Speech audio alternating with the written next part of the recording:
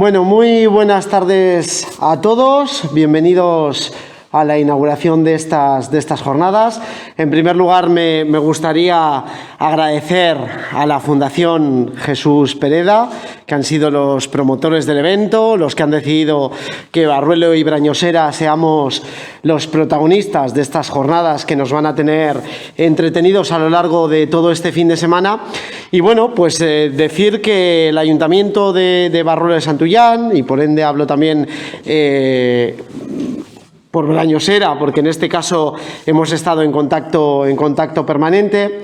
Continuamos apostando por actos de este tipo, continuamos apostando por actos culturales y bueno, sobre todo continuamos apostando por lo que venimos diciendo desde hace mucho tiempo. A lo largo de estas jornadas vamos a tener diferentes actividades, mesas redondas, conciertos, talleres, rutas, que nos van a hacer evocar nuestra memoria. Yo siempre he dicho, y me lo habéis oído en más de una ocasión desde que fui elegido alcalde, que tenemos que saber de dónde venimos, tenemos que hacer memoria, y Barruelo de Santullán, Brañosera, fuimos los núcleos más importantes de la provincia de Palencia a nivel industrial, y Barruelo de Santullán en este caso fue también uno de los pueblos más importantes de toda España. Para que os hagáis una idea, era el segundo pueblo más grande de la provincia después de la capital. Censados, si no me regaña Fernando, creo que llegamos a ser 9.000 y algo. La gente más mayor dice que llegó a haber hasta casi 12.000 habitantes en Barruelo de Santullán, y esto denota la importancia que tuvo este enclave minero. ¿Esto qué nos permitió? Bueno, pues nos permitió forjar una historia, forjar una personalidad propia que, gracias a Dios, a día de hoy mantenemos, y sobre todo formar un arraigo que permanece pese a que, desgraciadamente, cuando la industria cerró, muchas personas tuvieron que buscarse las habas, como buenamente se dice, y tuvieron que marchar no solo de Barruelo, no solo de Palencia, no solo de Castilla y León, sino que emigraron, bueno, pues a otras comunidades autónomas, donde finalmente han forjado sus vidas profesionales y personales.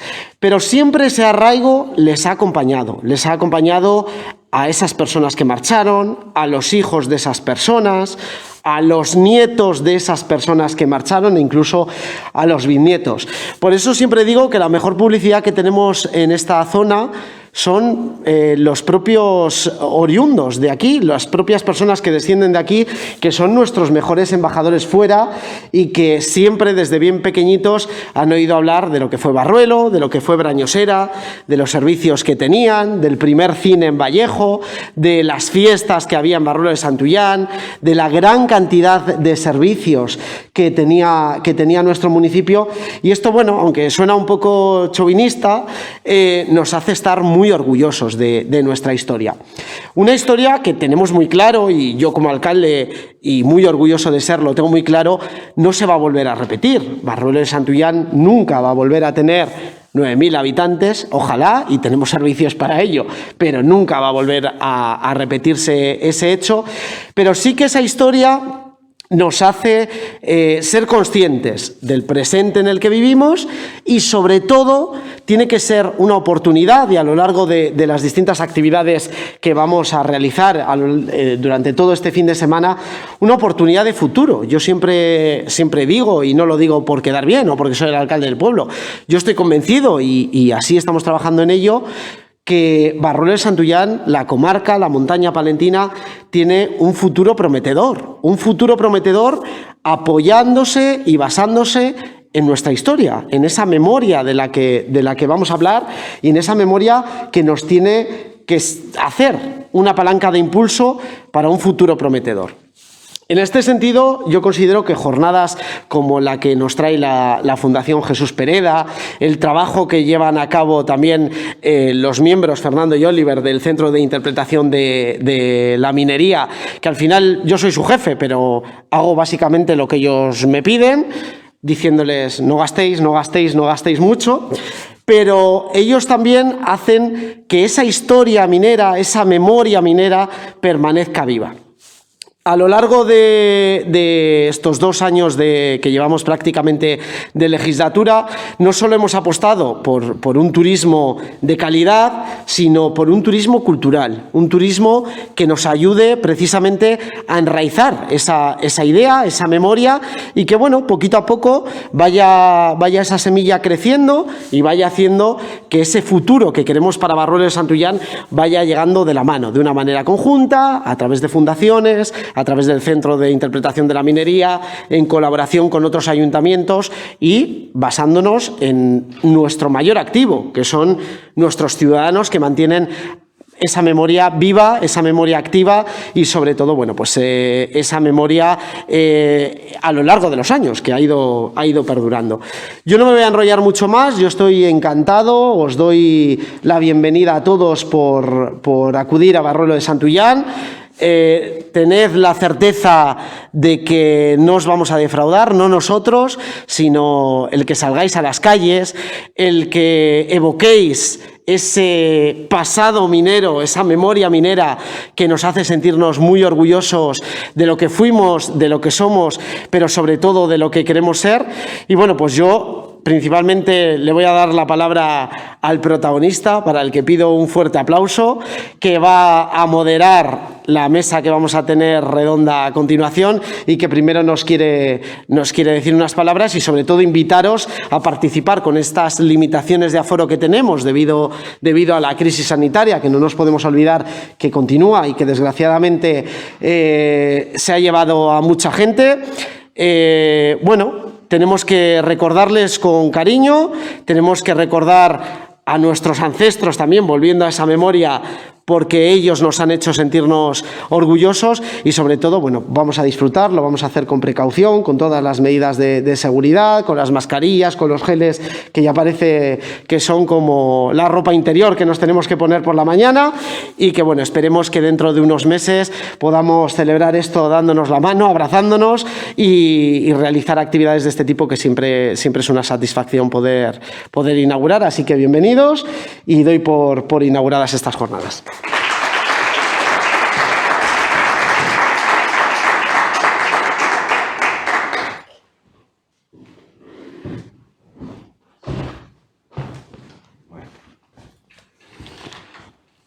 Bueno, pues buenas tardes. Yo intervengo en nombre de la Fundación Jesús Pereda y lo primero es compartir el protagonismo. Es decir, el protagonismo lo compartimos pues cuantos hemos puesto algún empeño, que es mucho, en esta iniciativa y cuantos nos acompañáis, ¿no?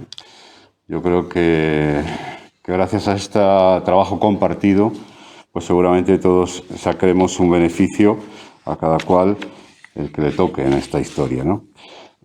Por eso yo, antes de nada, quería agradecer, es justo, pues, al alcalde de esta localidad, es decir, a Jesús Mediavilla.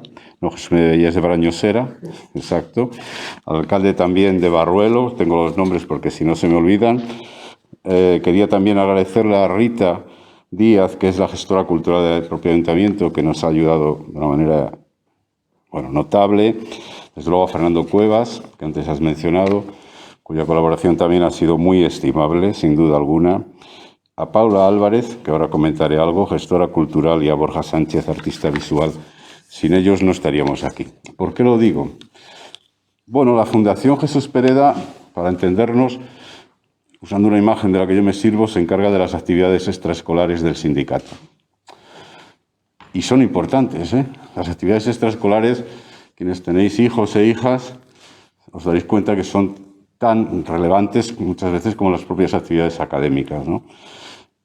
Bueno, pues para nosotros también, y para el sindicato, cuando apostó por crear una fundación de este tipo y encargarnos tareas muy concretas, como era abordar la materia cultural, abordar todo lo relacionado con la memoria obrera, la minera, por tanto, abordar el cuidado del archivo y difundir lo que es el modelo de diálogo social en el que trabajamos en Castilla y León, pues cuando nos puso en estas tareas, que fue hace 4 años, bueno, nosotros arrancamos la actividad con cierta timidez, tratando también de aprender, y hemos desarrollado en los 4 años, y estamos satisfechos, bueno, numerosas actividades en toda Castilla y León, que es inabarcable. Y hemos tratado de hacerlo también huyendo de ciertos centralismos que se cuestionan con toda razón, ¿no? De tal manera que programamos en capitales de provincia, en todas, en localidades grandes, pequeñas, de todo tipo. No habíamos llegado tan aquí, tan lejos, tan al norte, sí en la provincia de León, porque habíamos llegado a Villablino, a Favero, pero nunca en la provincia de Palencia habíamos llegado tan al norte. Y llegamos aquí porque hemos crecido. Es decir, la Fundación ahora programa actividades que ya vienen consolidadas, pero ahora nos atrevemos a abordar proyectos con mucha más ambición. Proyectos que creamos y encargamos incluso. Este nació gracias, como digo, a Paula Álvarez. Paula vino hace medio año, no recuerdo muy bien, a contarnos que quería hacer una actividad aquí, porque de aquí descendía, para recuperar su memoria familiar, pero también la que era de todos. Y necesitaba colaboración.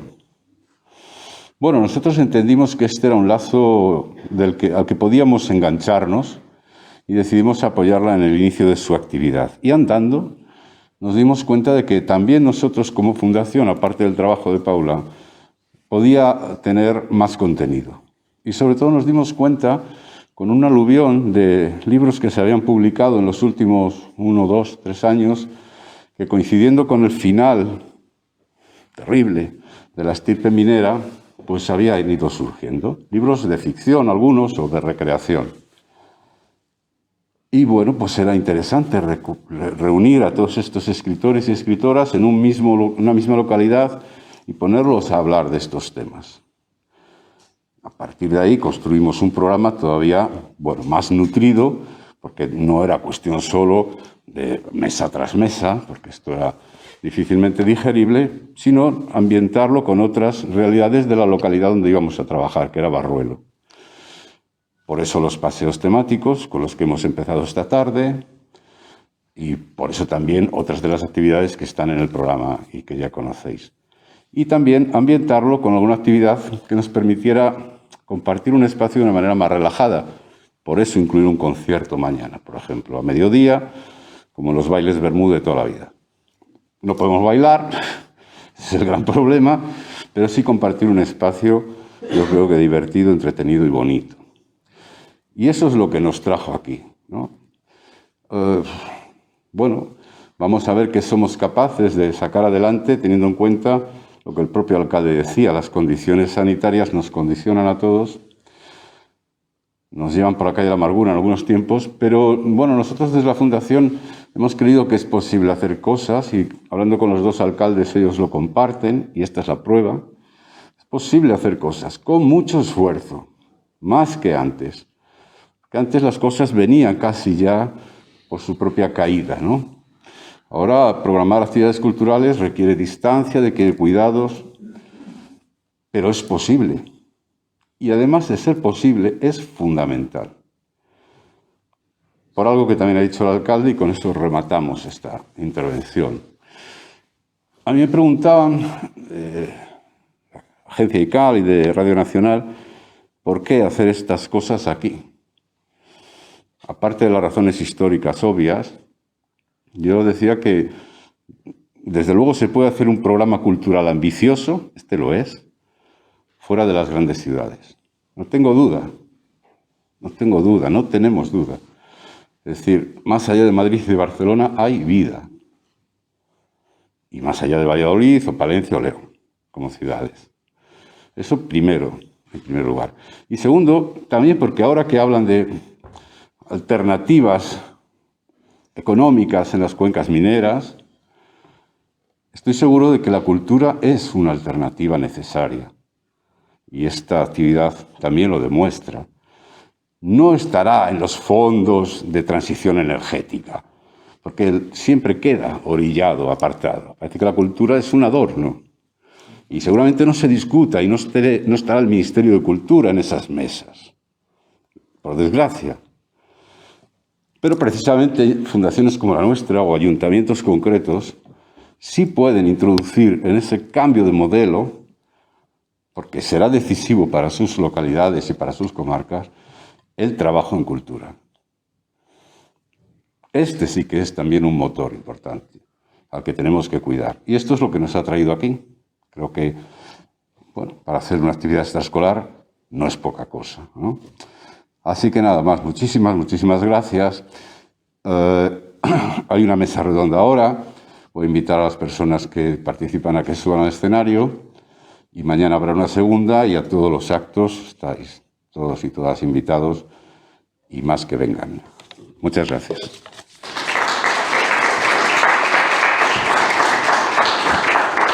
A ver, Fernando.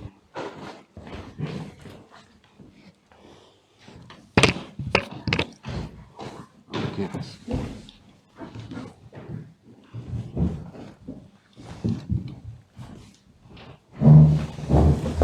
Bueno,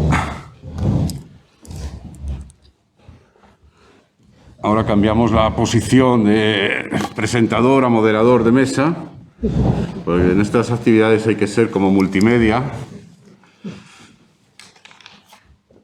Y entramos en harina, ¿no?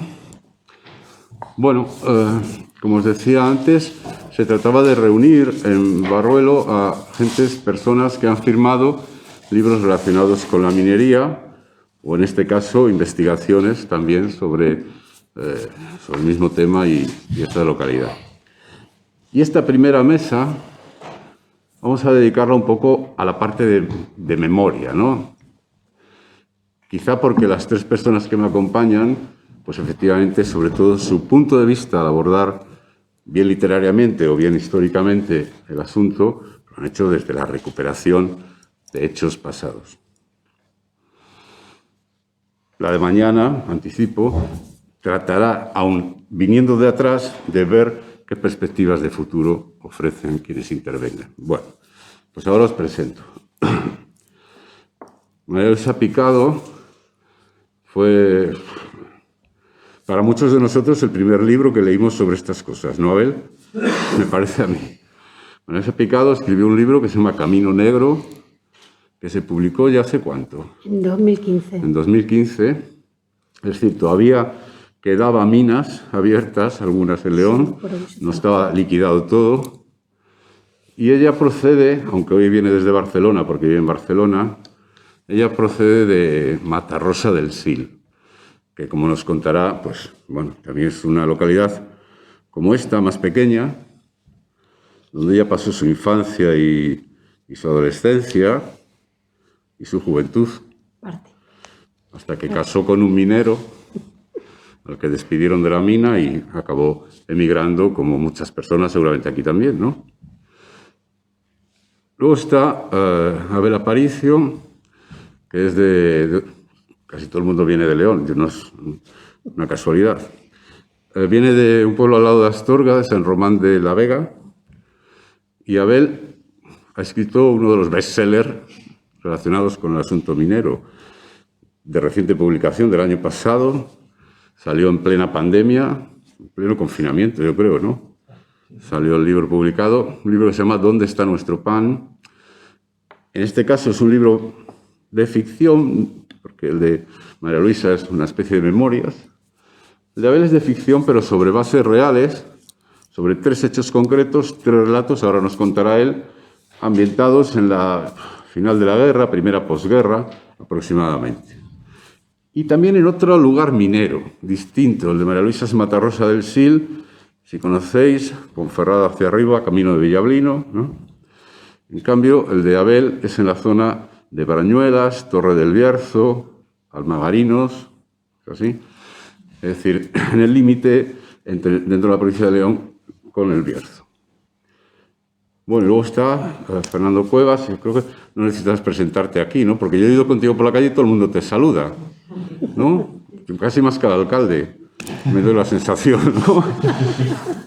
Quiero decir que debe ser porque tú no te presentas a elecciones, entonces todo el mundo te habla bien y tal, y no tiene compromisos raros ni busca nada. Pero Fernando todo el mundo le saluda paseando por la calle, lo cual quiere decir que es una persona importante en este pueblo, como eran antiguamente los presidentes de la Junta de Vecinales que le decían señor presidente. Me acuerdo yo, ¿no? Era una cosa de mucho respeto. Pues casi eres como el presidente de la Junta Vecinal de un pueblo de aquellos, ¿no? Y que, bueno, aparte de que nos ha ayudado muchísimo en la gestión de estas jornadas, pues es un hombre sabio, ¿no? En 3 o 4 conversaciones que hemos tenido esta tarde, vamos, es que nos ha dejado... Yo le hubiera dado cuerda, que no lo necesita seguramente, pero nos ha contado cosas apasionantes desde el punto de vista histórico. Bueno, pues él conoce también una realidad minera distinta a la de María Luisa y distinta a la de Abel, la de esta zona de la montaña palentina. Por lo tanto, cada uno nos contará una visión, pero trataremos de encontrar denominadores comunes y diferencias. Y seguramente al final sacaremos pues eso, unas conclusiones que compartir. Así que, como también han venido a vender sus libros, esto es importante en este mundo del mercado, pues les voy a pedir primero a María Luisa y luego a Abel que nos cuenten un poco de sus libros. Luego Fernando hará una intervención general sobre la situación aquí e entablaremos un pequeño diálogo, si os parece. Así que, María Luisa. Bueno, un saludo para todos. Es un placer estar en un pueblo minero y con el que comparto muchas cosas. Me ha dicho José Ignacio que hable de mi libro. Mi libro, Camino Negro, es un libro que yo escribí como para dejar testimonio y de alguna manera con la conciencia de que lo iba a publicar. Lo mismo que mi primer libro lo escribí sin saber que lo iba a publicar, pero este ya lo escribí con... Entonces fui mucho más rigurosa con los datos y con toda la historia. Quiero decir que es un libro que está muy, muy bien documentado. No puedo decir que sea un libro histórico, ya que cambio nombres y cambio a veces lo que pasó en un pueblo lo pongo en otro, más que nada por los problemas que te puede acarrear si alguien se ve reflejado o las cosas de identidad, que es muy delicado, ¿no? Entonces yo lo que hago es escribir una historia donde se desenvuelve una sociedad, un grupo de gente, de adolescentes y el cura del pueblo y, bueno, unas familias en la que suceden unas determinadas cosas y el trasfondo minero, todo que sustenta la historia, porque estaba sucediendo en un pueblo minero, ¿no? Entonces, lo que conllevó en aquel tiempo, os hablo de los años 60, 70, lo que era la adolescencia, una niña que era muy rígida las cosas en las familias. Por otro lado, el cura, que nosotros tuvimos la gran suerte de que llegó un cura joven allí y era un hombre revolucionario, era un hombre que nos incitaba a leer, a hacer teatro. O sea, de alguna manera en esa edad que estás desarrollándote como persona, donde estás cogiendo la personalidad, o sea, fue muy importante para el pueblo. Luego también hablo de un encierro que hubo de mineros, esto ya fue después, pero de todas maneras también lo utilicé, que estuvieron 53 días de huelga encerrados en la mina y cómo se desarrollaron las cosas, o sea, esto también está muy bien documentado porque hablé con gente que estuvo en esta situación y que estuvieron allí encerrados y cómo lo vivieron y la intensidad de cómo se puede llegar a esa conclusión y cómo se puede llegar a la decisión de salir, ¿no? Es que no sé qué más quieres que diga del libro. El libro, de alguna manera, bueno, yo escribo narrativa costumbrista, que yo ni siquiera lo sabía. Cuando hice el registro, no es verdad, cuando hice el registro de la propiedad, ¿no?, del libro, me dicen ¿qué género? Y yo le digo, pues no tengo ni idea, porque no era ciencia ficción, no era de suspense, no era de miedo, no era de, no sé, no. Digo, pues no lo sé. Dice, bueno, y cuando me mandaron el registro ponía narrativa costumbrista. Entonces yo quiero deciros que yo empecé a escribir muy tarde. Mi primer libro se publicó cuando yo tenía 50 años. Y claro, yo era aficionada. Entonces, este mundo para mí es escrito para la gente sencilla, desde la sencillez. Yo no rebusco mucho. Sí que trabajo con un diccionario y un de sinónimos y un diccionario a veces por buscar palabras más, pero quiero decir que no es nada como el Goitisolo, ¿no? Entonces, pues bueno, es un libro escrito desde la sencillez, para la gente sencilla y con un mensaje de la vida cotidiana, de la intensidad de la vida de verdad, la vida que está en la trastienda, no lo que aparentamos cada uno, que siempre mostramos nuestra mejor versión, pero luego detrás pues tenemos nuestros defectos y nuestros dolores, nuestras alegrías, nuestras penas, nuestros sufrimientos, y todo eso pues queda como un poquito detrás y no se ve. Pues este libro es la trastienda de las familias, de la vida, de las ilusiones, de lo que uno es de verdad, de verdad. Me parece que ya está. Yo creo que ya te lo compran seguro. Bueno, no sé. Sobre todo quien le guste la narrativa costumbrista. La narrativa costumbrista. Bueno, pues a ver, coge los micros para allí. Toma. Bueno, ahí. Coge este también, que estamos grabando por este también. Ah, vale. Hacemos famosos y todo aquí. Uy. Bueno, pues gracias por invitarme a esta mesa redonda y al público pues por asistir. Mi libro, bueno, pues es un conjunto de 3 relatos. Los 3 son ambientados en hechos reales y conocí el mundo de la minería. Y como he dicho a la gente con la que he hablado, yo no soy de Cuenca Minera, soy de un pueblo que está al lado de Astorga, nada que ver con la minería, pero mi afición por la bici de montaña, y he visto que por aquí esto es un paraíso de la bici de montaña, lo cual me engañasteis para volver otra vez seguro, pues gracias a la bici de montaña conocí un montón de paisajes, un montón de lugares, un montón de patrimonio industrial que siempre digo lamentablemente abandonado, porque muchas veces, luego lo veréis en la exposición de Cecilia o cuando la veáis. Lo que más me impactó fue una foto que está ahí aquí arriba. Es una foto de Tremor de Arriba, una instalación minera totalmente abandonada. Y se ven las botas, se ven los guantes, se ven los papeles, tal cual se fueron, así quedó todo. Es como si hubiera pasado por ahí una catástrofe nuclear o natural y todo quedó ahí. Entonces, con ese conjunto de patrimonio industrial, con ese paisaje, dije, esto es un lugar idílico para ambientar una novela. Me faltaba lo más importante, que es el paisanaje. Y bueno, pues como soy una persona que a veces suelo ser muy tímido, pero a veces por las necesidades hay que abrirse, pues pregunté en un bar en Almagarinos, es un pueblo de la comarca del Bierzo, de la cuenca del río Tremor, por una mujer que hubiera sido minera. Y me dijeron, ahí tienes una que vive ahí enfrente. Y me preguntó, ¿por qué mujer? Y dije, bueno, porque yo siempre veo que cuando hablamos de la minería siempre evocamos a ese varón, ¿no? Rudo, que cortaba carreteras, que hacía huelgas, que sacaba el carbón sin camiseta, que trabajaba muchísimo. Pero mi pregunta era, ¿por qué no aparecen las mujeres, ¿no? ¿Por qué no están? Y me llevó a la conclusión de que era algo casi premeditado, ¿no? Quitarle ese valor que ellas tuvieron cuando me contaron sobre todo su historia, ¿no? En este caso, Libertad Aurora, que es en la que frente el tercer relato.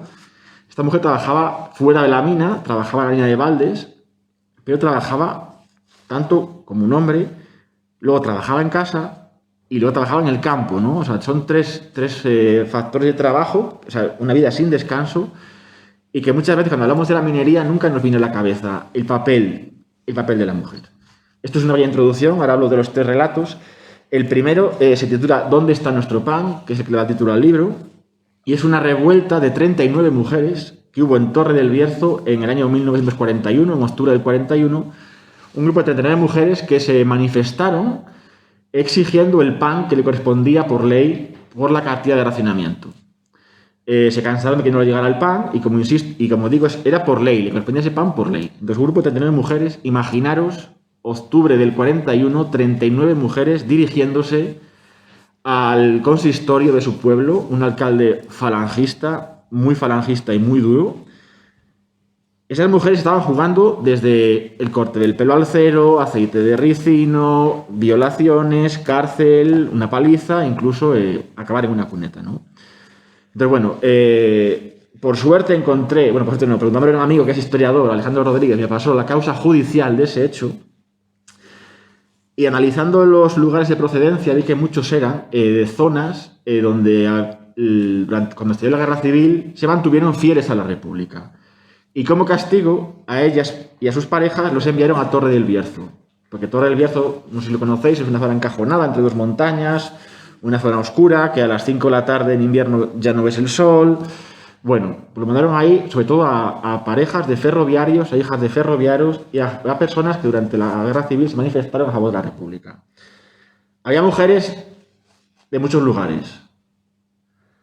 Gisela Visa Alonso es una de las 39, Barruelo de Santullán.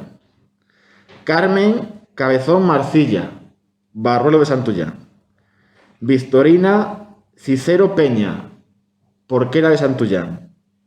María Antolín Revuelta, Revenga de Campos. O sea, son de la provincia de Palencia esas 4 mujeres. O sea, de 39, 3 eran de aquí. Y investigando un poquitín más, era porque, como digo, durante la guerra civil se posicionaron a favor de la República. Entonces, como castigo, las mandaron para allá.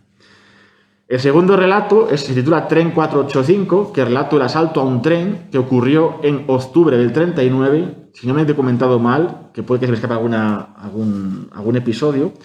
Es el segundo asalto a un tren más importante que se produjo en toda España en cuanto a la cuantía económica que se intentó sustraer. Digo que se intentó porque si os digo si lo consiguieron o no, ya reviento el final del capítulo y no me compréis el libro, y entonces Héctor no vende y no puede ser. Pero se intentó eso, eran 127.000 pesetas del año 39 la que se intentaron sustraer. El robo a un tren más grande en España fue en Caudé y fueron 400.000 pesetas de la época. Este fue el segundo. Y entonces yo me preguntaba, y me sigo preguntando, ¿por qué un hecho tan importante no es conocido, ya no solo en España, ni en la provincia de León, ni siquiera en los pueblos donde se produjo ese robo al tren? Eran las estaciones, entre las estaciones de Brañuelas y la Granja de San Vicente, que está entre la Cepeda y el Bierzo.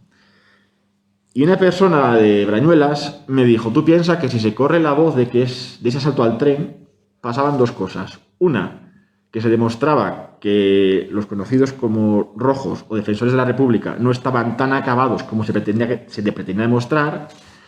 Y 2, que si corre la voz, ese robo al tren o ese intento de robo al tren puede producirse en muchos más puntos del Estado, ¿no?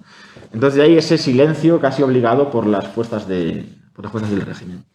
Y el tercero, que es la foto de la portada del libro, es el que, digamos, aunque no deba decir esto, pero es mi favorito, se titula La línea y describe la vida de una familia en voz de una mujer minera que trabajó en esa línea de Baldes, Libertad Aurora, y en él intento hacer una mezcla entre pasado y presente. Como bien decía Ignacio, estas jornadas no solo van de pasado, sino también de una mirada hacia el futuro, ¿no? Y hay que ir a hacer esa mezcla de pasado y presente, sabiendo por qué ocurren ciertas cosas. Siempre digo que nada es casual, todo tiene una raíz, todo. Nuestra forma de actuar hoy tiene su raíz en el pasado y la tendrá en el futuro. Entonces, bueno, esta mujer trabajaba en la línea de Baldes, Libertad Aurora, como digo, y llevaban el carbón desde la cuenca del río Tremor hasta la estación de Brañuelas, y de allá se distribuía el carbón para toda la península. Como bien decía en la ruta guiada, y antes nos comentó Fernando, la línea de Baldes de Almagarino se inauguró en 1919, mucho después de que Barruelo, y perdón por mi desconocimiento de esta zona, fue la pionera, ¿no?, en toda España en cuanto a minería. Entonces, bueno, por eso está bien conocer, y cuando me invitaron a participar en estas jornadas dije, voy de cabeza, porque muchas veces desconocemos lugares cercanos. Viajamos a Berlín, viajamos a Brasilia y viajamos a Roma, pero lo que tenemos a 2 horas de nuestra casa muchas veces no lo conocemos, y creo que eso es culpa un poco de todos. Entonces, cuando me invitaron a venir, me apunté de cabeza y bueno, pues hoy he conocido que bueno, esta fue la zona pionera en cuanto a la mina del carbón y bueno, pues agradecer la información. Y voy a contar un pequeño detalle sobre libertad, para que veáis hasta qué punto llegaba el trabajo de la mujer y una pequeña anécdota final. Libertad me decía, las mujeres cobrábamos un jornal de 6,5 pesetas. Los hombres 13. Es exactamente la mitad que un hombre. Y no es casual que sea la mitad. Cuando una mujer se casaba, la empresa la echaba de la mina. Directamente, no se podía negociar, porque su labor era la de estar en casa. Y cuando un minero tenía una pareja que trabajaba, lógicamente fuera de la mina, porque en la mina no podía, si su pareja no trabajaba, cobraba más que si su pareja trabajaba, fomentando de hecho que la mujer se quedase en casa. Y esto Aurora me lo dijo con mucha insistencia y con mucho pesar, diciendo, fíjate lo que nos pasaba, ¿no? Porque ahora me decía, ahora estamos como estamos, y hay muchos episodios de machismo, porque durante muchos años ese fue el camino que nos enseñaron, ¿no? Entonces es triste, pero es así. Y ya un pequeño detalle, ya para acabar mi intervención. Libertad Aurora se llamaba Libertad Aurora cuando nació en el 34. En el 36 pasó a llamarse Aurora, porque las fuerzas que dieron el golpe de Estado le quitaron la libertad del nombre. Y me dijo, fíjate hasta dónde llegaban. Lo bueno de todo esto es que cuando emigró a Bilbao en el 75, un día fue al médico, le acompañaron sus 2 hijas, y cuando el médico le preguntó cuál es su nombre, ella rompió esa barrera y dijo, me llamo Libertad Aurora, pero mis papeles ponen que me llamo Libertad.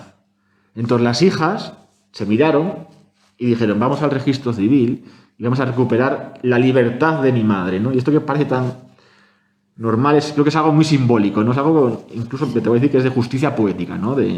Por fin esa mujer que se llamó Libertad Aurora y que por obligaciones pasó a llamarse Aurora, pudo volver a llamarse Libertad Aurora. Entonces, bueno, ese guiño, ese símbolo de libertad. Pues muchas gracias, Javier. Bueno, pues vamos a dar la palabra a Fernando para que, un poco a partir de estas primeras jugadas que han hecho María Luisa y Abel, pues él nos acerque a la realidad más nuestra de aquí. Un pequeño acercamiento, porque se podría decir mucho. Antes que nada, algo de lo que dijiste tú en la presentación, que es muy importante, sobre la cultura en las zonas rurales. Y el derecho. Pedimos el derecho a los médicos, el derecho a la sanidad, pero también está la guerra cultural. Estamos en guerra, todo lo deciden en las capitales y todo va a las capitales. Igual es lo que estás diciendo tú, de que tenemos que hacer cosas porque tenemos el mismo derecho a tener actos culturales como este que le pueden tener en la capital. Nos parece más habitual pedir derecho a comunicación, derecho a autobuses, derecho a médicos, y parece que la guerra cultural, la guerra de la memoria, la hemos dado por perdida. Es que aquí no va a venir gente. Es que si lo hacemos allí llenamos. Es que igual hay que cambiar también, es lo que decimos. No solamente pedir por las cosas materiales, que por supuesto son las más básicas, porque es lo que nos mantiene unidos al territorio, pero sino saber que tenemos que pedir por el derecho a la cultura, que también es nuestro derecho. Y también nos lo están quitando. Y he dicho eso, pues voy a hablar también un poco de mi libro. Claro, dicho. Sí, no por venderles, porque aquí creo que los tenéis todos. Y alguno ya me ha amenazado que no vuelva a hacer una nueva edición del Calero, porque un libro local que tenga 4 ediciones no es normal. Pues no. Y cada vez que hago una, como dicen, añado algo, pues lo tienen que comprar. Y 4 ediciones, yo creo que entre los barrolanos y los de la zona tenemos que salir a 2 por persona o 3. Y me ha amenazado el editor que si se agota esta última edición, que le hacemos a color. Pero el Calero, que yo creo que supuso volver a hablar un poco del patrimonio en la zona, se publicó en el 2003. Cuando estáis hablando de estos años, llevamos aquí ya más de 20 años luchando por el patrimonio. Fuimos de los pioneros, a veces no nos damos cuenta en esto. Yo cuando empecé con estas cosas nadie se dedicaba al patrimonio, nadie se dedicaba a investigar, todo teníamos que empezar desde el principio. Estamos hablando de la memoria Y claro, nuestra memoria, como dicen, tiene algo especial como la tiene todas las zonas. Pero nosotros hemos pasado por lo que van a pasar todos mucho antes que nadie. A nosotros nos cerraron todas las minas en 1972. Luego las abrieron en el 80. Ya sabemos cómo fueron los últimos años de la minería. Pues no tiene más valor. Pero ahora mismo estamos apelando a la memoria y antes de apelar a algún tipo de... De hecho, tenemos que definirlo, que es el principal problema que tenemos. Hablamos de la memoria como algo en general. No es lo mismo la memoria vivida, que es la que cuenta ella, Claro. la memoria ya recreada desde la imagen de otros, que la memoria desde el punto de vista riguroso, histórico, como la puedo afrontar yo. Claro. Son todos memoria. ¿Qué nos hace especiales en estas zonas en la memoria? El patrimonio, la memoria y la identidad. Esos tres conceptos tienen que ir muy unidos. Y si algo define a las zonas mineras es la fuerte identidad. Y ahora somos conscientes de que estamos en una crisis económica. En Barruelo no, porque ya estamos en crisis económica desde hace 40 años. No, pero hay zonas de ellos que van a pasar por lo que pasamos nosotros en los años 70 y 80. Nosotros, el que recuerda cómo era la calle general de Barruelo, no había un solo bajo que no tuviese un negocio. ¿Ahora cuántos quedan? 3. Ellos están viendo el primer cierre, el segundo cierre. Llegarán a no ver ninguno, porque además estamos en la otra guerra, la de la globalización. Y ya no solo es nuestra crisis, es la crisis de todo el mundo rural. Las ciudades, las grandes urbes, nos están absorbiendo. Y en un comentario que hacíamos la semana pasada, además es que estamos intentando reproducir la vida de las ciudades en los pueblos. Estamos poniendo parques con setos en un pueblo que tenemos el monte que nos está comiendo. Sí. Igual en esa identidad y en esas cosas es donde tenemos que ir viendo. Y en la fuerte identidad que tenemos, que es lo que nos hace distintos por nuestra forma de trabajo, que es distinta a la de los demás, tenemos muchos valores que podemos aprovechar. Pero lo que tenemos que tener en cuenta es que aquí no solo tenemos una crisis económica, sino que también tenemos una crisis de identidad. Ahora mismo en Barruelo ya igual es la tercera generación. Y hay muchos que no conocen la mina de los que han nacido. En muchos de los pueblos mineros se ha cerrado hace poco. La siguiente generación ya va a tener un problema con todos los saberes tradicionales, con toda la forma de vivir, con toda la forma de celebrar las fiestas. ¿Claro? Esa es la memoria que nosotros acabaremos perdiendo. Porque además es que la memoria y el patrimonio, cada generación nueva la vuelve a redefinir según su contexto. No van a poder vivirla como la vivimos nosotros y menos como la vivieron nuestros padres o nuestros abuelos. Tenemos que construir desde algo que se está descomponiendo. Y a lo que iba. Pensamos que es una crisis económica. Y es una crisis de identidad. Nos están diciendo que vivamos de otra manera como hemos vivido siempre. Y en un sitio en el que no tienen una forma de identidad tan fuerte, en el que nos han dado todo, nos han dado muchas ventajas, porque lo importante es que trabajásemos en la mina, que sacásemos carbón. Te doy vivienda, te doy de todo. Tú no crees puestos de trabajo, porque a mí no me interesa que aquí haya otro puesto de trabajo que no sea el carbón. Y ahora no, ahora cerramos la mina y todos vamos a montar un nuevo negocio cuando nos han estado matando durante generaciones nuestro ánimo empresarial, porque no les interesaba. Lo mismo que no les interesaba aquí crear otros puestos de trabajo. ¿Quién va a trabajar en la mina si puede trabajar en otro sitio? Y ahora dicen, vamos a montar aquí un polígono industrial.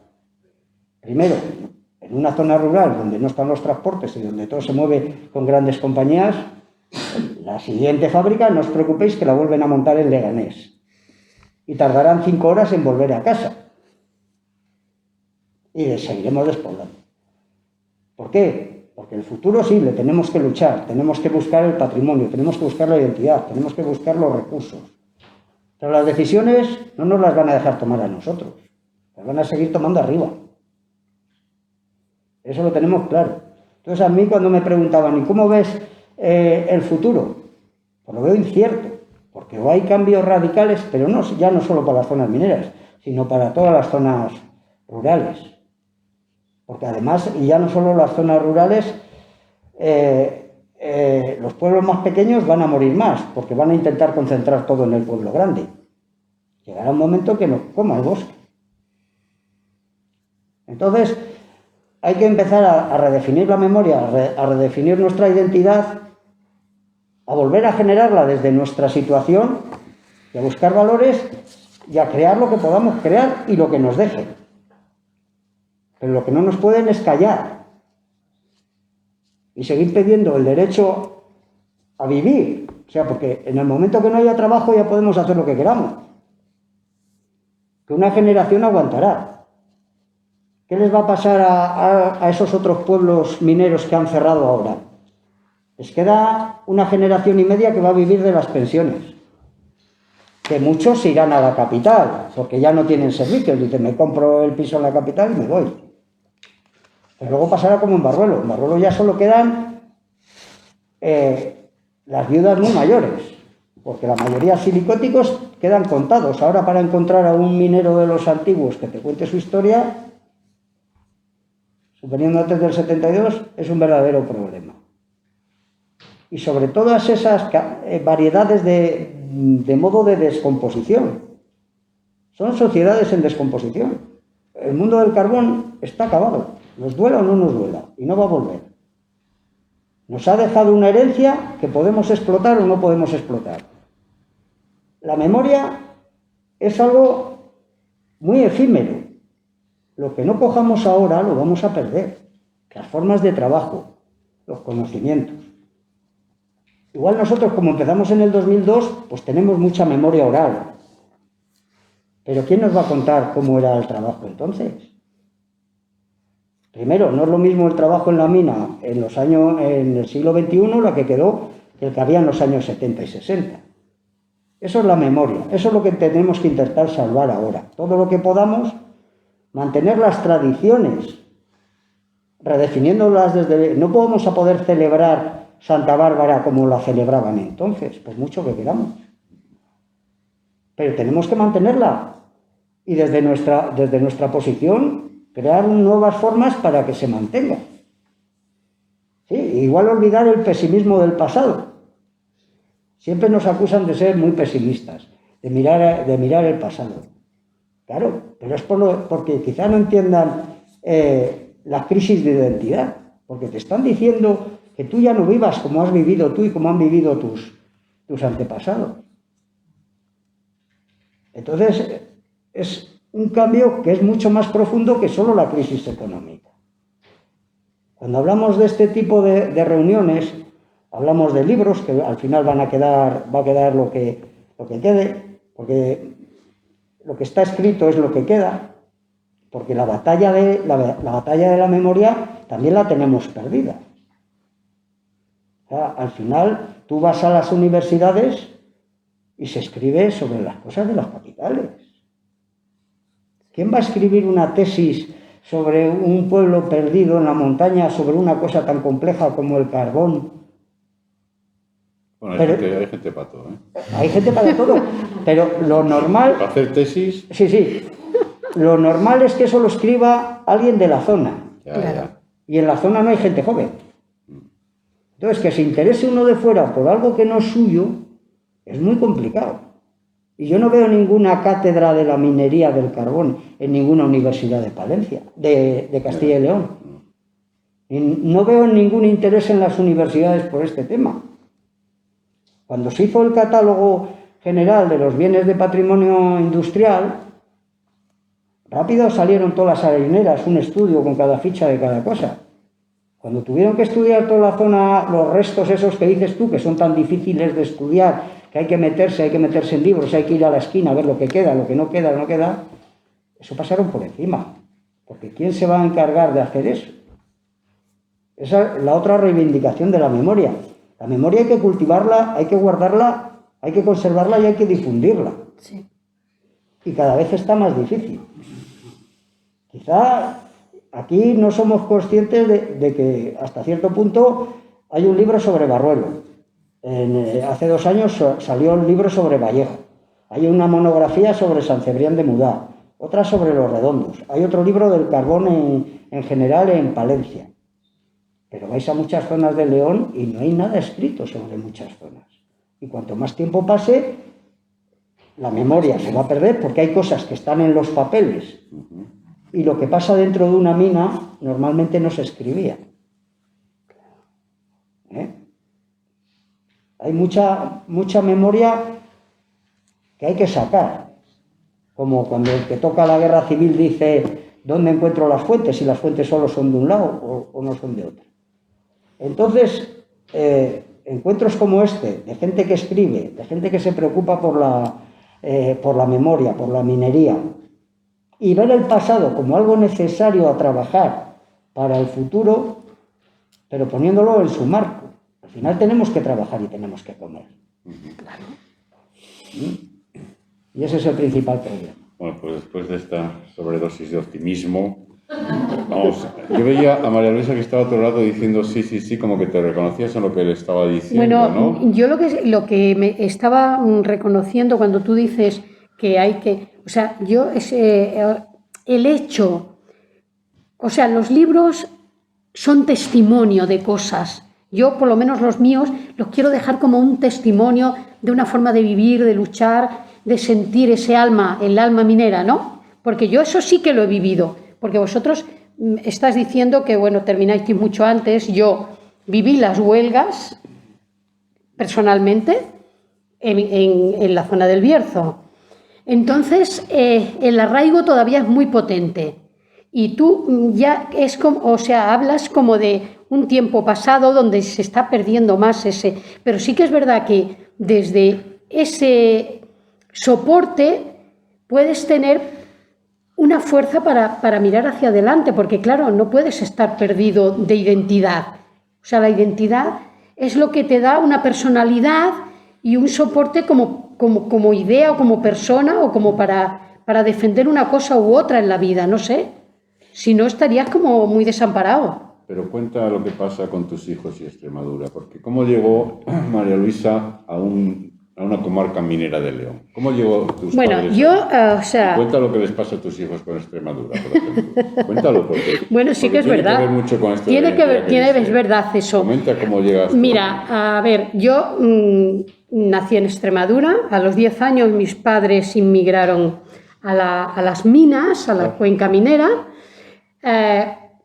Y yo estuve en la cuenca minera desde los 11 años hasta los 20. Yo a los 20, mi marido, yo me casé con 18 años. Al año de casarme, mi marido lo despidieron en unas huelgas que hubo en el 71. Despidieron a tres mineros por cabecillas o como por dirigir la huelga, digamos, de alguna manera. Y bueno, nos marchamos a Barcelona. Yo tengo hijos. Mi primer hijo nació en Ponferrada, pero mis 2 segundos hijos nacieron Pero todos, de alguna manera, están completamente despegados tanto de Extremadura como de León. O sea, como de la zona del Bierzo, ¿no? Y no sé, no tienen ese respeto, ese interés. Yo pienso que a lo mejor a la larga, porque yo les he escrito un libro para dejarle allí, de cómo vivían los abuelos, cómo vivían sus padres y sus tatarabuelos y cómo ha ido evolucionando las familias nuestras, pero de todas maneras, o sea, el desinterés de ellos, pues... es como un poco, a veces para mí es un poco triste, ¿no? No tienen interés. Y lo que hablabas de la identidad, ¿no? ¿Por qué ¿por qué no quieren o no les interesa reforzar de dónde vienen o lo que son o su... Porque son de un mundo global. Es que Claro. ahora no hay identidad. Claro, mis hijos viajan, se van a la India o se van a lo que tú decías, a Roma, aquí o allí, y no tienen el menor interés en ir, por ejemplo, yo que nací, crecí y mi familia en un sitio súper precioso y que yo le tengo un amor enorme, lo mismo que a León, porque yo soy capaz de querer a muchos sitios, a muchos lugares y a mucha gente, más la gente que los lugares, porque los lugares es un poco igual, pero las personas sí, a la esencia de los pueblos son las personas. Y entonces soy capaz, ¿no? Y ellos pues no tienen ese interés. No puedes desarraigarte si no has estado arraigado a nada. Ya. Y en el mundo, ahora mismo dicen los catalanes, no sé, si comen la misma hamburguesa del burger o del que sea un madrileño que un catalán. Sí, sí. O sea, si ahora quedan muy pocas zonas con identidad, es lo que decimos. Pero además, por ejemplo, los ferroviarios, de los que has hablado tanto, y los mineros, son dos personas que la identidad, dos tipos de trabajo que la identidad la tienen en el trabajo, no en la tierra ni donde son. Ni donde son, exactamente. O sea, lo que le da, aquí tú no eras de Barruelo porque hubieses nacido en Barruelo, ni porque tuvieses 5 generaciones en Barruelo. Tú venías, trabajabas en la mina y eres de Barruelo. Claro. Y por eso la gente de las zonas mineras nos parecemos tanto y nos sentimos tan a gusto en un sitio y en otro. Porque Sí. la identidad es común, Sí. que es lo que nos puede ayudar a hacer cosas en común. Sí. Pero claro, si estamos hablando de las nuevas generaciones que se han criado en Internet, que no tienen sentido a la tierra, que hay de todo, No, en todos los sí. sitios, pero estamos hablando gente de capital, gente así, si es que viven la misma vida en un sitio que en otro. El arraigo es algo que adquieres con unas formas. ¿Qué fiestas celebran? Los carnavales ahora, que son los mismos en un sitio que en otro. Solo los carnavales que de verdad han cogido patrimonio y son herencia de generación en generación y se transportan, son los que se mantienen con algo de identidad. Pero lo que estamos es copiando lo mismo en todos los sitios, porque es el mundo global, Sí. y es el que nos toca, y es Sí, el que decide. Y además no será muy difícil que seamos capaces de hacer frente. Lo que pasa es que, no sé, yo pienso que a lo mejor cuando eres más mayor, coges más conciencia de las cosas, pero sí que es verdad que la gente joven, alguna, no todo el mundo por Dios, está como más despegado en el sentido de que lo que tú dices de las nuevas tecnologías y todo esto les absorben más y ya no se arraigan. Lo primero es que no les interesa, por ejemplo, a nivel lo que es el folclore o lo que son tradiciones o todo eso lo encuentran como ñoño. Entonces es muy complicado. Vamos a dejar que hable el más joven de la mesa, a ver qué dice. Venga. Alguna El bobada, más joven de la mesa. Alguna bobada, seguro. A ver.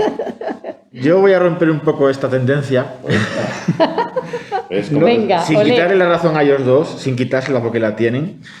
Pero yo lo viví en primera persona. Yo me fui a vivir a Madrid con 25 años. Volví a los 30. Y me apego al terruño, me apego a la tradición, me apego a mis padres eran agricultores y ganaderos, me apego a la tierra. A mí me surgió en Madrid, en una ciudad totalmente desnaturalizada, o sea, en la que, como tú decías, se cena la hamburguesa, el carnaval es ficticio y el hobby es ir a un centro comercial. Yo allí, vacío de algo por dentro, dije, hostias, a mí me falta algo. Y empiezas a buscar, y es esa identidad a la que tú te referías. Y sí que estoy viendo, en mi generación, no toda, por desgracia, pero sí hay mucha que está empezando a preguntarse ese retorno, ¿no? De ese por qué, lo que hablaba antes en la comida, ¿no? De por qué se están empezando a preguntarse cosas a los abuelos, sobre todo, en mi caso y en muchos casos, preguntas a los abuelos de por qué esto es así, por qué esto se hace de esta manera, por qué esto costó tanto, ¿no? Y yo pienso que en ese aspecto sí soy optimista. En cuanto a lo del futuro de las cuencas mineras, bueno, pues hay una frase de Lorca que yo repito mucho, que es cuando Lorca llegó a decir que cuando él tenía hambre, él no pedía un pan, él pedía medio pan y un libro. Y era porque la cultura también sirve, aparte de para enriquecernos mentalmente, culturalmente, también da dinero. Entonces, lo que habéis hecho aquí este fin de semana, los ayuntamientos, los juntas vecinales, etcétera, etcétera, creo que es algo muy importante y algo a destacar y algo necesario. Es muy fácil igual hacerlo en Valladolid, hacerlo en Madrid, hacerlo en León, en Salamanca, pero hacerlo aquí que cuesta el doble, pero funciona. Yo no sé si ahora mismo hiciéramos esto en Valladolid, ¿habría más gente que aquí? No. No. Yo creo que no. Yo creo que no. Mi primer libro, que presenté hace ya muchos años, donde más libros vendí, fue en un pueblo que se llama Pozos de Cabrera, que tiene en invierno 15 habitantes. Vendí más que en Madrid, vendí más que en Valladolid y vendí más que en León. Porque en ese pueblo, como no hay mucho generalmente, la gente tiene ganas de cosas. Fijaros cómo estamos aquí, en Barruelo, y con la que está cayendo. Por eso digo que si hacemos esto en León Capital, o en Valladolid, o en Ponferrada, no sé si hay tanta gente como hay aquí. Entonces, esa gota de optimismo, ¿no? Luego, en cuanto al apego a la tierra, y esto no tiene nada que ver con la minería, pero sí con esta comunidad tan grande, yo lo veo en Soria, por ejemplo. Soria es una zona muy despoblada, pero como tienen todo tan estructurado y sienten tanta parte de lo que son, me refiero en este caso al A la monte. identidad, sí. Yo tengo familia en Soria, suelo ir 3 veces al año. Allí todo el monte, o casi todo el monte, es comunal. Todos los beneficios de la venta de pinos recae en todo el pueblo. ¿Qué pasa? Que en Soria igual hay un incendio al año. Mientras que en León hay casi un incendio al día, en verano. Y eso es porque es parte de todos. Y hasta que no entendamos que todos somos parte de esto, tenemos un problema. Y cuando lo entendamos, como lo entendieron los sorianos, creo que es un síntoma de avance. Lo que aquí hacéis con este acto de cultura, insisto, pero con las rutas de senderismo, mostrar el patrimonio, el museo, mostrar en los parajes naturales, creo que eso en el fondo acaba recayendo en beneficio de todo el pueblo y que gente se pueda plantear venir más. Y ya un último ejemplo, para que veáis que no todo está perdido, aunque sí mucho, pero no todo. Conozco mucho Brañuelas, que es el pueblo este, digo, me dieron mucha información sobre el libro. Tengo un amiguete, él nació en Donosti y se vino a Brañuelas y ahora está montando una importante explotación apícola. Importante. Otro que vive en Brañuelas, que estaba trabajando en Madrid y se cansó de Madrid, ha vuelto a Brañuelas y se ha montado otra explotación apícola.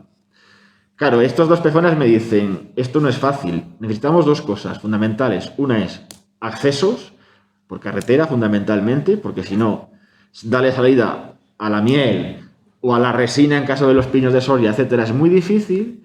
Y otro punto es la red de telecomunicaciones. Digo, yo con una página web buena puedo vender miel a todo el mundo. Con una conexión que se me cae todos los días, yo no puedo dar ese servicio. Claro. Y eso, bueno, pues creo que es tarea de todos y de todas exigirlo. Es muy difícil y se toman las decisiones desde arriba, es verdad. Pero yo creo que insistiendo y picando en puertas y tirando esas puertas abajo, quizás sí que se pueda conseguir. Como dijo Fernando, no va a volver a ser esto un pueblo de 15.000 habitantes, ni de 10.000, ni de 5.000, pero bueno, yo creo que algo sí se puede hacer. Bueno, hemos equilibrado entonces el optimismo, el pesimismo. Era importante que hablara la parte joven de la mesa, ¿no? Porque los demás estamos acabados, yo creo. Oye, Fernando, está bien la anécdota que él contaba de las mujeres de Barruelo desterradas en Torre. ¿Tú que has investigado esas cosas? ¿Conoces cosas de esas? Barruelo fue uno de los pueblos más castigados por la represión. Sí.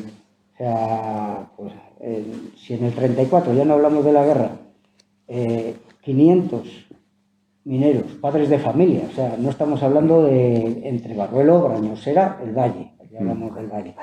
Fueron a la cárcel de Burgos. 500. O sea, después de todo eso, cuando volvieron, estalló la guerra, justo el frente estaba aquí, Barruelo quedó en bando nacional, todos pasaron a la zona de Reynosa. Aquí hay casos brutales, o sea, cada vez que veas las estadísticas es muy normal que haya 4 desterrados, pero no ahí, sino por todos los sitios.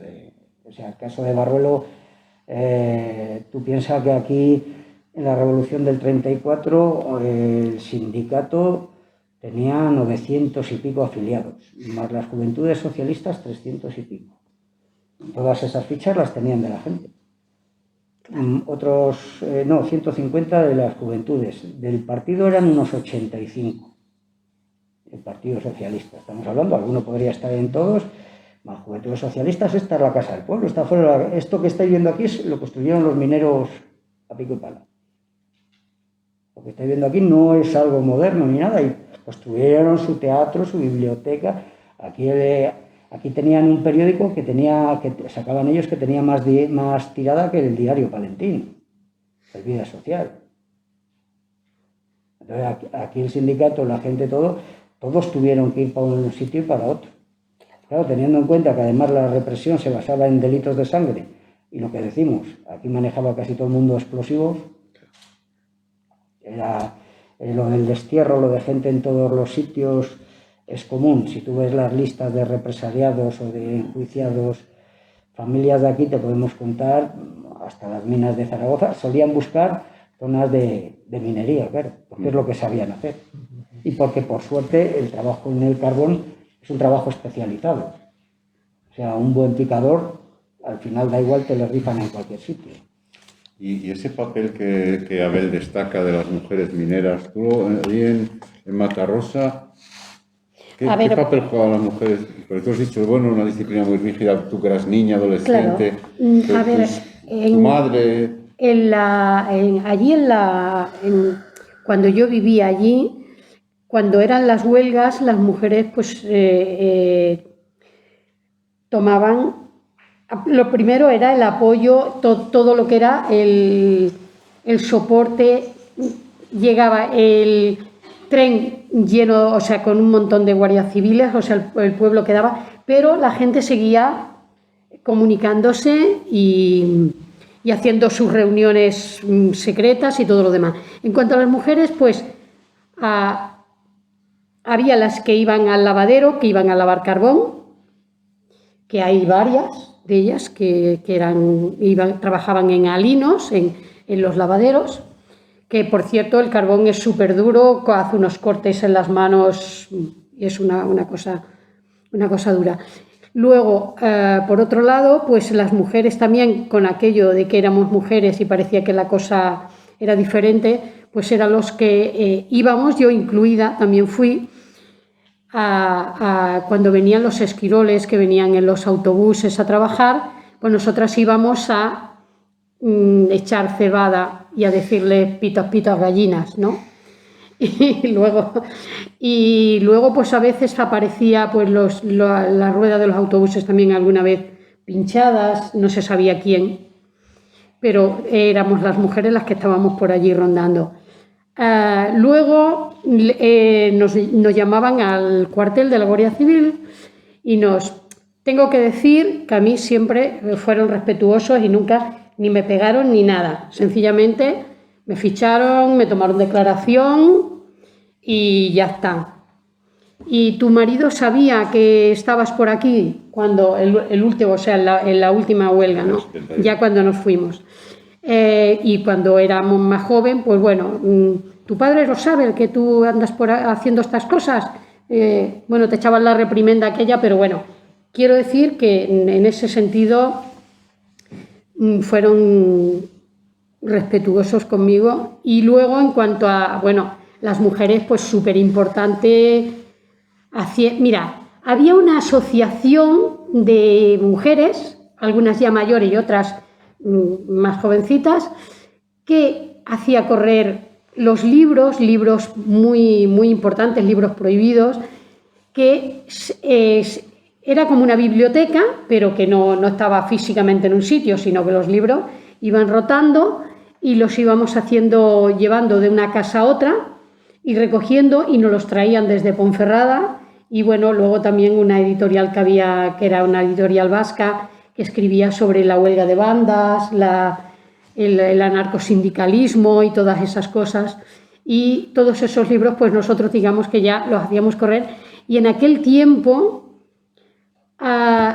Matarrosa del Sil era un pueblo donde más se leía prácticamente de toda la provincia de León.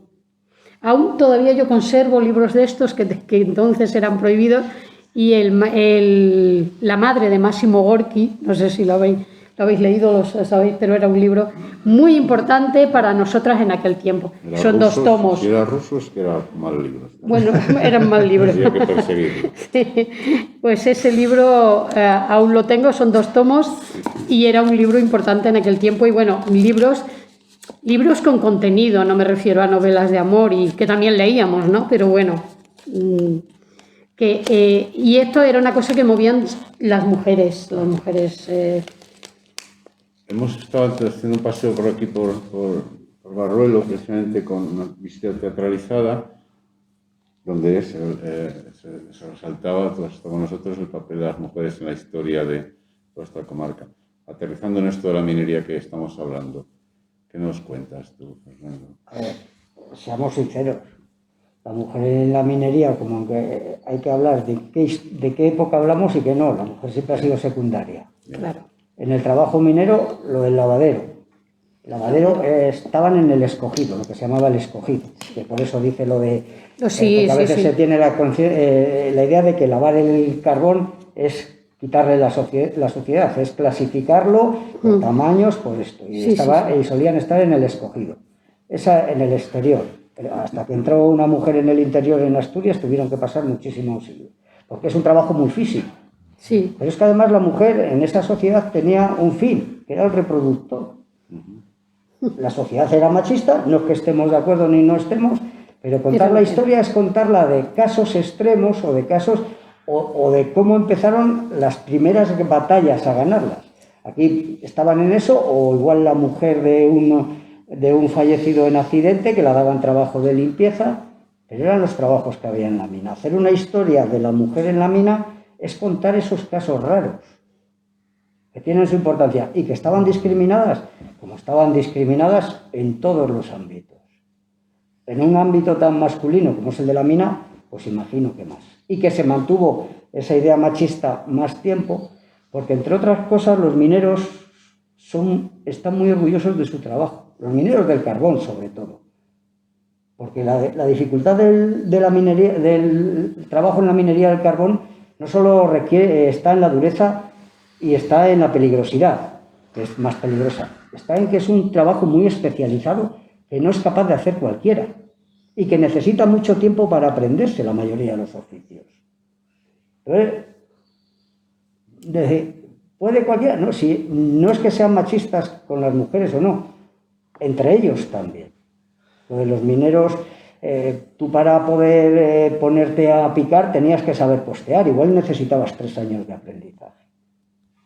Un trabajo muy complicado. Entonces las mujeres, claro, en el siglo XIX lo que necesitaban es que las familias se asentasen, porque además la única forma de seguir teniendo gente que trabaje en esas condiciones es asentar las familias y que la siguiente generación sea consciente de que tiene que aprender ese oficio y meterse en ese sitio que a la mayoría de la gente le parece que no es normal, pero que al hijo de uno que ha estado siempre es normal. Claro. Entonces lo que tienen que traer son familias enteras, porque lo primero que venían eran solteros. Yo te doy casa, tú te quedas aquí, yo te dejo la casa muy barata, nunca te la voy a vender, porque si te vas de la mina, yo me quedo con la casa, tú te vas a otro lado. Claro. Y yo lo que necesito es que tengas hijos. Y en época del franquismo todo ese sentido se acentuó mucho más. ¿Qué es lo que estamos hablando? ¿Qué es lo que pasó en los años 60 y 70? Eran pequeñas victorias las que tenían, pero no solo a nivel de la mina, sino a nivel de la vida personal. A veces cosas que ahora nos parecen que veíamos desde el prisma de ahora, que ahora, como lo veamos todo con los ojos que quieren verlo ahora, todo es machista y hay que verlo en el momento en el que sucede, en la historia. No podemos juzgar a alguien por lo que hizo en los años 50. Ahora, podemos decir, esto lo hace alguien ahora y qué mal es. Claro. Pero hay que ver en qué circunstancias lo hizo. Porque ahora mismo estamos rejuzgando toda la historia. Oye, que todo el mundo antiguo era esclavista. Vamos a quitar todas las estatuas de Platón. ¿Ya? Por los prismas que tenemos ahora de género, de todo, no pasa nadie en la historia. Pero nadie. Entonces, sí, aceptemos que ahora tenemos que cambiar, que ahora tenemos que ser de otras maneras, pero no volvamos a escribir la historia. Bueno, Yo hoy... pues sí. Diri. Que yo hoy mantenía esta misma conversación con las compañeras cuando veníamos de viaje. Yo digo, es que no se puede juzgar según qué cosas con la perspectiva de hoy día, porque es imposible.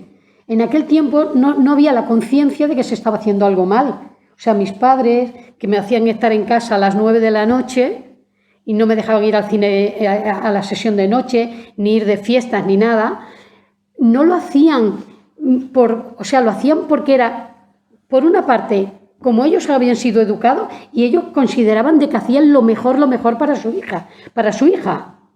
Claro, yo hoy se lo reprocho y yo no se lo he hecho a la mía, pero no puedo juzgar o cómo se comportaron mis abuelos en ese.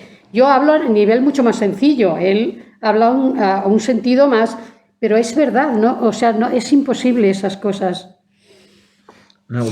Una última cocina es que quiere hacer un recordatorio a la primera mujer que fue reconocida en España como minera, Concepción de Asturias, que empezó su batalla en el 92 y acabó ganándola en el 96 en el Tribunal Constitucional. Le costó 4 años de lucha, pero bueno, al final lo consiguió. Y un último apunte, que lo que relacionado con decía Fernando, es verdad que, bueno, en este y supongo en todos los pueblos mineros, las casas eran de la empresa, el economato era de la empresa, la escuela era de la empresa, el hospitalillo era de la empresa, y una mujer de la cuenca minera de la Robla me dijo, a un grupo de mujeres se le ocurrió hacer una especie de negocio con fundas de trabajo para los mineros. Pues llegó la empresa, fundas de trabajo, para que todo dependiera de la empresa y no hubiera una alternativa que no fuera la mina. Claro. Efectivamente, sí. Vale.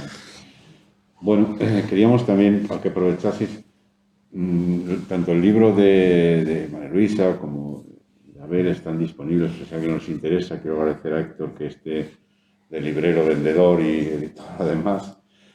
Mañana habrá también otros libros y todos a mediodía, coincidiendo con el concierto, pues podrán firmarlo los autores. Hoy no lo vamos a hacer aquí para no aglomerar mucha más gente, lo vamos a hacer mañana a mediodía a la hora del concierto. De tal manera que si os interesa el libro y que os lo firmen, e incluso hablar con ellos de una manera más extendida que aquí, nosotros subidos, vosotros abajo.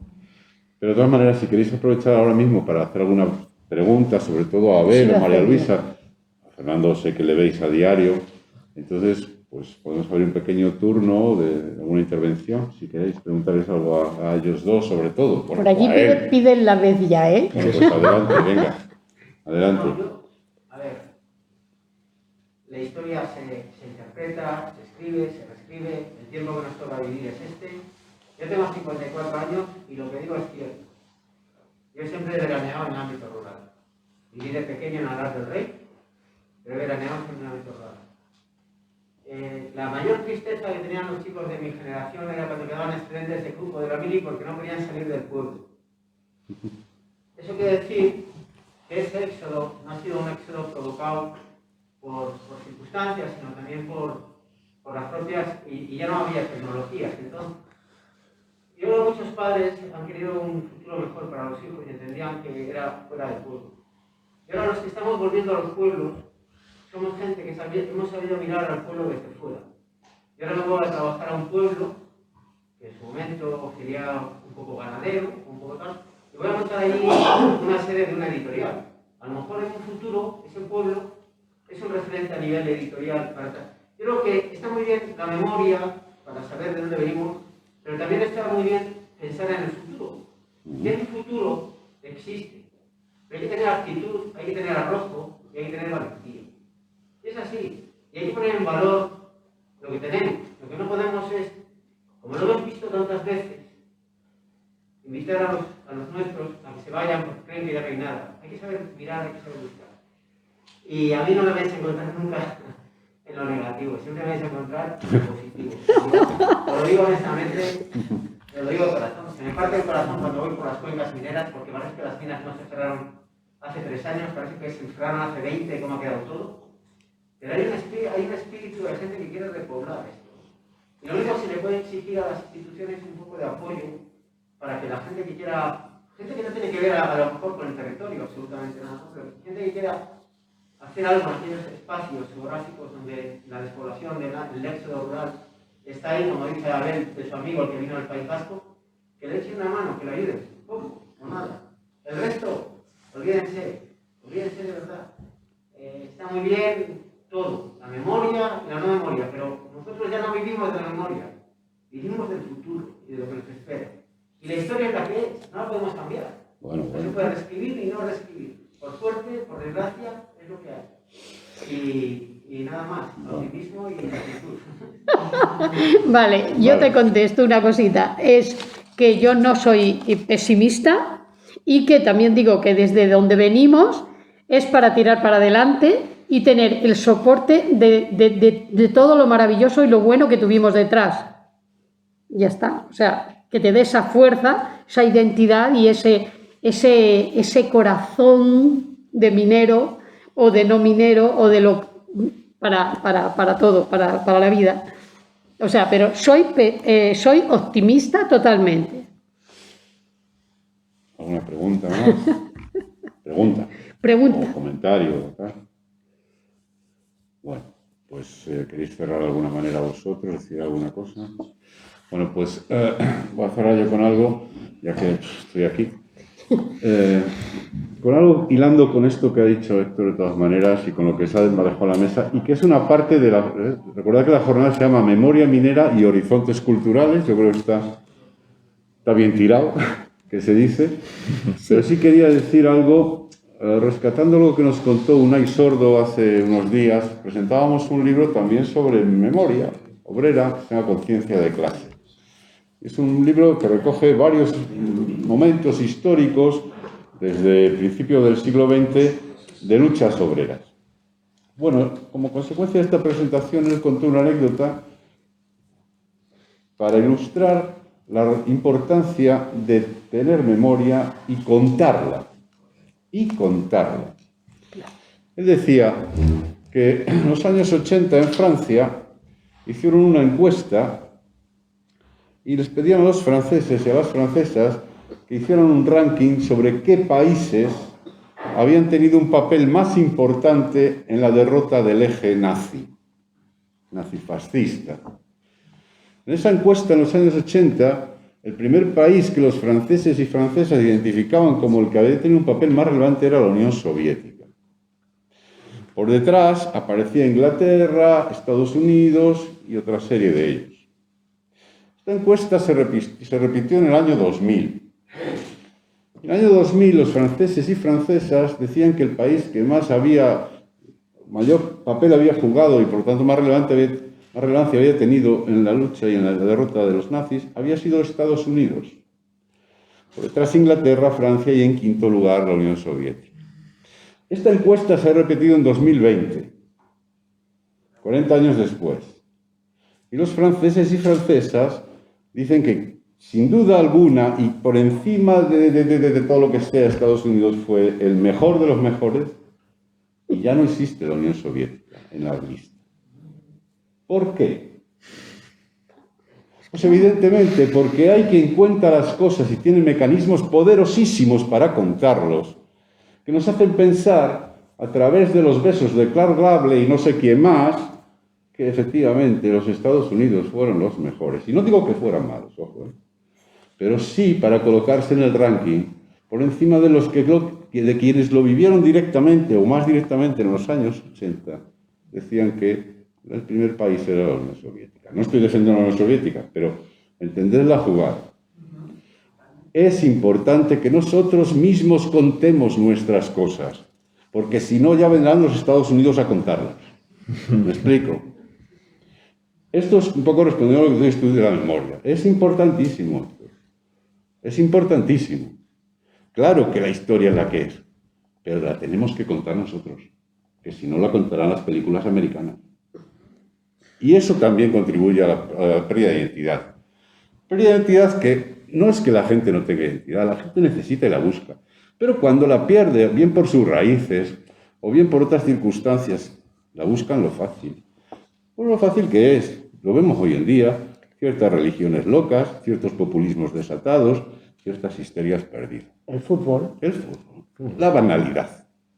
Bueno, pues este tipo de cosas, cuando decimos horizontes culturales, yo creo que tratamos de contribuir precisamente a esto que Fernando apuntaba, ¿no? Y este es el objetivo de la Fundación Jesús Pereda, y con esto queda como Dios. Y os agradecemos mucho por estar aquí. Para vosotros.